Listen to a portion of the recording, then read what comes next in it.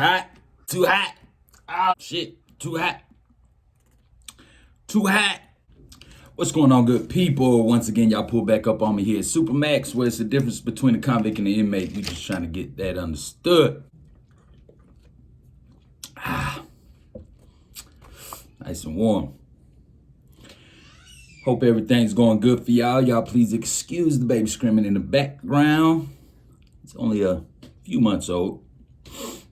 Getting real big, tall, like his daddy. His name Twin, by the way. Won't give you his real name. We call him Twin, though. But today I wanted to come at y'all with my part 2 to this Remember the Basics video. Y'all haven't went to go check out that first one. Y'all go check that out. The links will be in the description. Or you can just wait to the end and click on the little screen button, it'll send you to it. So with that being said, I'm not gonna drag this video out too long. We're gonna get right into it. Before we start this video, y'all go ahead and like, subscribe, and all of that good shit that y'all already know to do.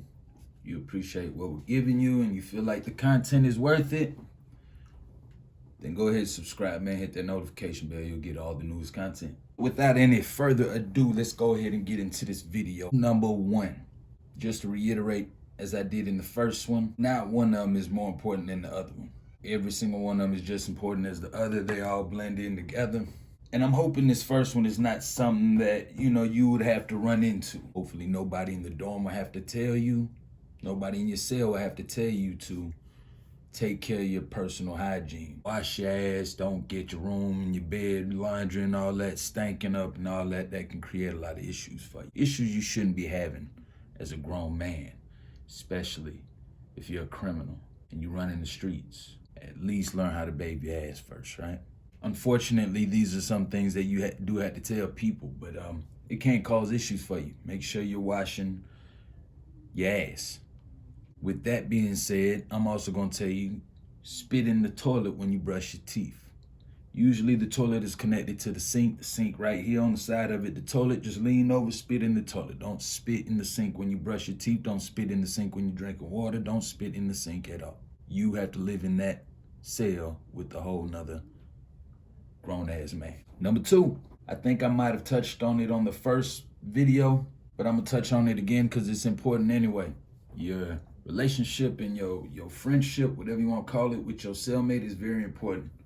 You want to establish an understanding with your cellmate. Make sure that y'all are on the same page as far as the respect goes, on the same page as far as whatever organizations y'all may be a part of and all of that.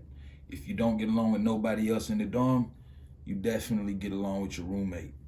Something you definitely want to pay attention to, take into consideration. You don't want to be getting into it with your roommate, man. You don't want to be getting into it with the person you got to sleep around. You want to get into the person with, you got to sleep and be locked in this cell with. This is the person you want to establish an understanding with off the muscle, off the rip. You already know what it is.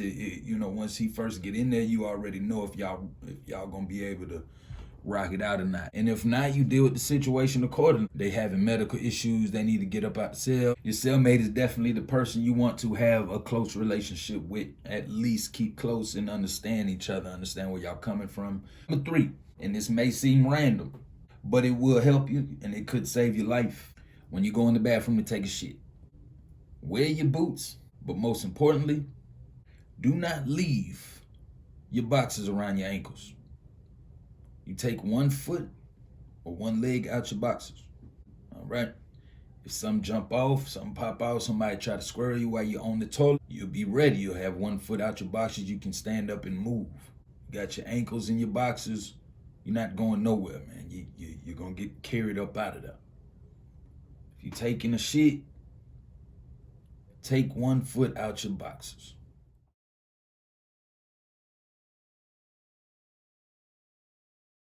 If you got to talk to an officer while you on the walk, while you moving around in the dorm, whatever the case may be, if you're not pushing up on a female to, to try to shoot at her, try to shoot your shot, whatever, if you pushing up on an officer to talk to an officer, have somebody with you. Have somebody with you when you stop on the walk. You don't do no stopping and talking to no officer. Ain't no chopping it up with no officer on no walk. it's a line between a convict and the officers, right? And you don't get caught on the walk chopping it up with officers at the corner unless they stopping you, fucking with you, patting you down, all that. It's not something that is looked upon highly, or is frowned upon. Other people are watching what's going on. Other people walking by, they see you. If I'm standing there, if I got to stop and talk to LT, excuse me, can I talk to you, sir? Yes, sir. What's going on, Mr. Lopez? Of course, one of my Muslim brothers is with me. Is there any way, whatever I ask him his question, the question I ask him, I'm gonna say it out loud. I'm gonna say it loud enough to where my brother can hear it and everybody else can hear it, whoever walking by. Make sure you speak loud when you speaking to an officer on the walk, and make sure you got somebody with you. This is something that you might not think of, just off the top, but it's definitely something that will help you on your bid, or if you got a loved one, you know what I mean? They can definitely use that information.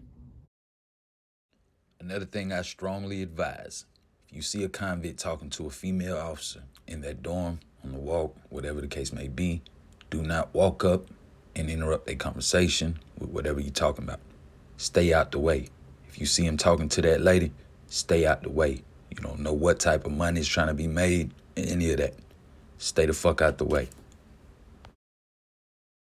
Fifth on my list, if you're first getting to the prison compound, and this is the first camp you get into, one of the very first things that I would make sure that I have, or I can get a hold of, is layers.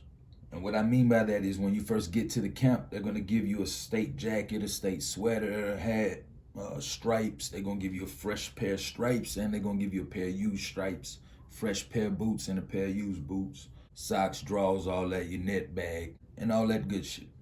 Your layers is very important. Now, of course, if you are in a minimum or a medium camp, some medium camps, it go down, but if you close security, level 5, Macon State, Telfair, those type camps, then this applies. Your layers is gonna protect you. Now, of course, it don't make you bulletproof, but it help. Your long john and your t-shirt and about 2 sweaters, state jacket. On the inside of the state jacket, the lining on the inside, you can cut it open at the top with a little razor, and it makes a pocket. A lot of people will get, there's people in there that stitch. They'll get people to stitch lines, to where you can make 2 pockets back there. They'll stitch a line across it. You make 2 pockets back there. And with that pocket, you can stick your Bibles back there. You can stick your legal work, whatever the case may be, whatever's thick. You stick it in them little pockets back there, you throw your jacket on. Those Bibles and your legal work, it protects your vital organ. Whenever you fighting or it's going down and there's a war popping off, you definitely want to have as much layers on as possible.